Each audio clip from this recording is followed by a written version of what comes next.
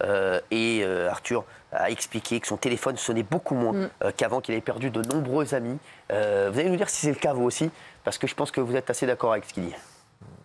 Pascal, vous savez, moi, après le 7 octobre, mon téléphone a cessé de sonner. Hein.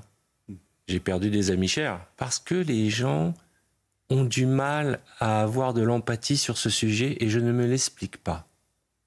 Et je suis descendu dans la rue avec mes amis pour les femmes afghanes, pour les LGBT, pour toutes les causes. Et quand on a eu besoin d'eux, juste pour nous exprimer un peu d'humanité, ils ont répondu aux abonnés absents. Et ça m'a perturbé. Alors je les ai pas rappelés. 1 an est passé et je sais désormais qui appeler quand j'ai des larmes. Et c'est vrai que, je suis assez d'accord avec Arthur là-dessus, c'est vrai que ce que vous me disiez tous, c'est vrai qu'il y a même dans vos relations, il y a eu un avant et un après 7 octobre. Je vais parler ensuite des Français qui viennent énormément me voir sur ce drame et qui me parlent aussi du 7 octobre. On va en parler dans un instant. Mais Gilles Vernet, est-ce que vous avez perdu des amis, vous ? Ça a fracturé la société, donc oui, ça a fracturé nos relations sociales à tous. Quoi qu'on dise, je suis d'accord, il n'y a pas de mais. Après, moi, j'ai expliqué un contexte, etc., parfois, mais il n'y a pas de mais. Et donc, du coup, ça fracture, bien sûr. On perd des gens, on est en hostilité. C'est beaucoup plus conflictuel. Je trouve que depuis ce drame, la société française est beaucoup plus conflictuelle. On n'a pas des relations saines et apaisées. Valérie, est-ce que vous avez perdu des amis ? J'ai pas perdu des amis. Il y a des gens avec qui je me suis éloignée, dont je me suis éloignée ou qui se sont éloignés de moi. J'en ai beaucoup parlé avec Géraldine parce que je pense que comme beaucoup de concitoyens de religion juive, il y a un moment où on se sent très seul, où je me suis sentie seule et j'avais l'impression que c'était un problème de juifs et pas un problème de français. Or, moi, je pense que c'était une question française, parce qu'il y a 43 personnes françaises de religion juive ou pas qui sont décédées. Moi, j'ai un petit problème. Et je vais vous dire après ce que je pense de tout ça, mais j'ai un petit problème, moi, sur les otages.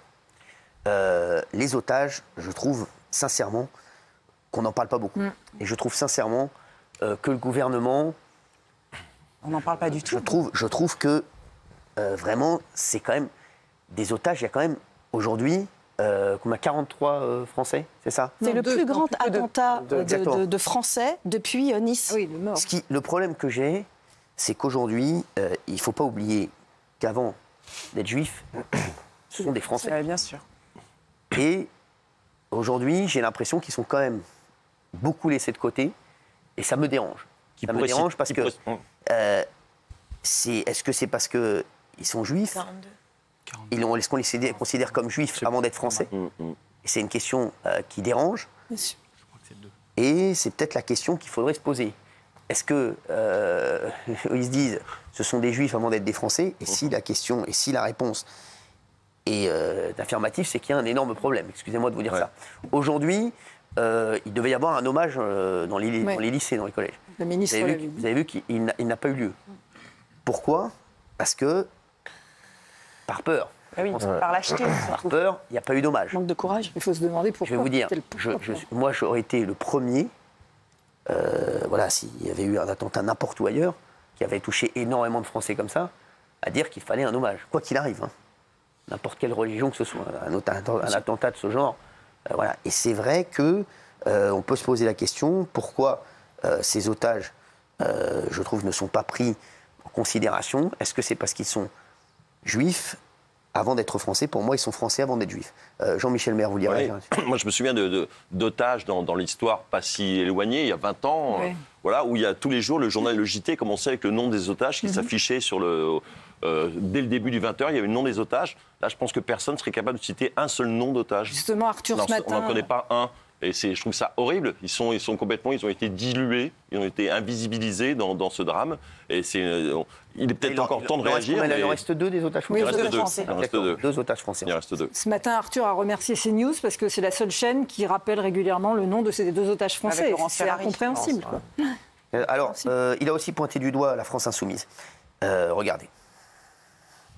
Regardez les messages sur les réseaux des députés de la France insoumise. Regardez Mélenchon avec sa veste en cuir qui harangue la foule et qui demande, pour commémorer les massacres du 7 octobre, à ce que demain, dans toutes les facs, on mette des travaux palestiniens. Je veux dire, c'est mettre de l'huile sur le feu en permanence, c'est exploiter, le malheur d'une situation, qu'elle soit israélienne ou palestinienne, à des fins politiques. C'est inadmissible. Quand moi je l'ai vu avec Rima Hassan le soir des législatives et son kéfier au journal de 20h, enfin on marche sur la tête. Qu'est-ce que vous en pensez de ça? Je suis pas tout à fait d'accord. Alors moi, je vais vous dire ce que j'en pense. Oui. Parce que vous n'êtes pas tout à fait d'accord. Je vais vous dire, Jean-Luc Mélenchon, et il y a quelqu'un qui l'a dit très très bien tout à l'heure, c'était d'ailleurs sur CNews et Europe 1, c'est M. Bensoussan, donc qui est un historien, qui a dit Jean-Luc Mélenchon s'en fout totalement de la cause palestinienne. Et vous allez me dire, Gilles Verdez, c'est de la politique. Oui, il fait de la politique, donc il a le droit de s'en foutre. Moi, je vais vous dire, s'en foutre de la cause palestinienne, moi, ça me dérange. Parce que moi, je ne m'en fous pas de la cause palestinienne. Israélien non plus. Je vous le dis. Lui, il s'en fout totalement de la cause palestinienne. Il s'en fout totalement de la cause palestinienne, mais il se dit, je vais aller là-dessus parce que je vais peut-être avoir un électorat qui ne vote jamais, qui va voter, et c'est sa stratégie pour 2027, peut-être pour être en face de Marine Le Pen, et peut-être devenir président de la République, ce qui se dit que la seule chance qu'il a d'être président, c'est de se retrouver face à Marine Le Pen au second tour. Mais Jean-Luc Mélenchon, il fait de la politique, mais nous, tous ici, on est dans la vie. Et vous êtes dans la vie de tous les jours. Et moi, il y a énormément de Français qui viennent me voir et qui me disent, moi, Cyril, depuis le 7 octobre, moi, je suis français, je suis catholique, je suis athée. Et depuis le 7 octobre, j'ai l'impression que je dois choisir un camp. Moi, je suis athée, je suis catholique, je suis juste français. J'ai pas envie de choisir un camp. Moi, j'ai juste envie qu'on s'occupe de moi et qu'on s'occupe de mes problèmes. Et ils me disent aussi, moi, j'ai pas envie de choisir un camp. Aujourd'hui, sachez-le, personne n'a envie de choisir un camp. Et je le dis, Jean-Luc Mélenchon, ce qu'il est en train de faire quand il dit mettre des drapeaux palestiniens dans toutes les universités demain, qu'est-ce qu'il fait? Il attise la haine. Il attise la haine, et aujourd'hui, je vais vous dire, moi, je ne veux pas que mes amis musulmans soient fâchés avec moi. Je ne veux pas qu'on se dise, ah ben non, tiens, aujourd'hui, voilà, j'ai un ami musulman ou j'ai un ami juif. J'ai envie qu'on dise juste une chose, j'ai un ami. Vous savez, moi, mon père était hospitalisé pendant de nombreuses semaines. Il était docteur et il avait énormément de musulmans dans sa clientèle qui sont devenus de très grands amis à lui. Et mon père n'a jamais parlé de religion. Mon père, c'était, il y a les cons et il y a les gens bien. Mais il soignait tout le monde. Mais moi, je suis allé à l'hôpital voir mon père pendant des semaines et des semaines. Et j'ai vu les Karim, les Yassine, les Jamila, les Nabila, les Fatou, qui ont soigné mon père du matin au soir. Et qui ne se demandaient pas si mon père était juif ou si mon père... Ils n'en avaient rien à foutre de ça. Ils voulaient juste une chose, c'était le sauver. Et aujourd'hui, quand Jean-Luc Mélenchon appelle encore à la haine, c'est extrêmement grave, Gilles Verdez. Et Gilles Verdez, je vous le dis, votre comportement là-dessus est grave. Parce qu'aujourd'hui, on s'en fout, nous.